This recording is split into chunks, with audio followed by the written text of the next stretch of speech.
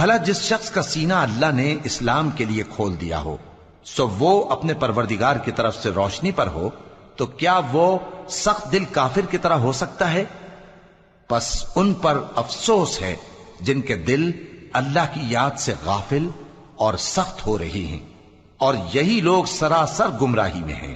اللہ نے نہایت اچھی باتیں نازل فرمائی ہیں، یعنی کتاب جس کی آیتیں باہم ملتی جلتی ہیں اور دہرائی جاتی ہیں۔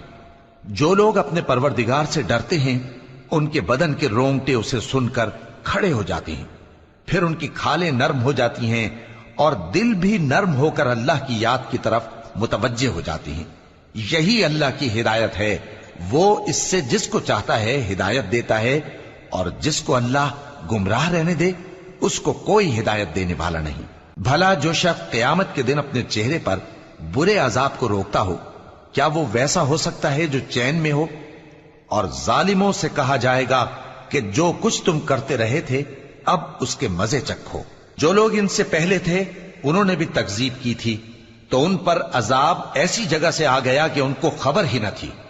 پھر ان کو اللہ نے دنیا کی زندگی میں رسوائی کا مزہ چکھا دیا، اور آخرت کا عذاب تو بہت ہی بڑا ہے۔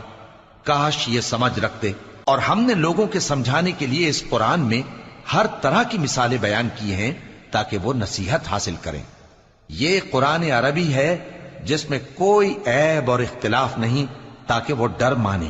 اللہ ایک مثال بیان کرتا ہے کہ ایک شخص ہے جس میں کئی آدمی شریک ہیں مختلف مزاج کے، اور ایک آدمی پورے کا پورا ایک شخص کا غلام ہے۔ بھلا دونوں کی حالت برابر ہے؟ نہیں، الحمدللہ، مگر یہ اکثر لوگ نہیں جانتے۔ اے پیغمبر، تم بھی مرنے والے ہو اور یہ بھی مرنے والے ہیں، پھر تم سب قیامت کے دن اپنے پروردگار کے سامنے جھگڑو گے۔ پھر اس سے بڑھ کر ظالم کون جو اللہ پر جھوٹ بولے اور سچی بات جب اس کے پاس پہنچ جائے تو اسے جھٹلائے۔ کیا جہنم میں کافروں کا ٹھکانہ نہیں ہے؟ اور جو شخص سچی بات لے کر آیا اور جس نے اس کی تصدیق کی وہی لوگ متقی ہیں۔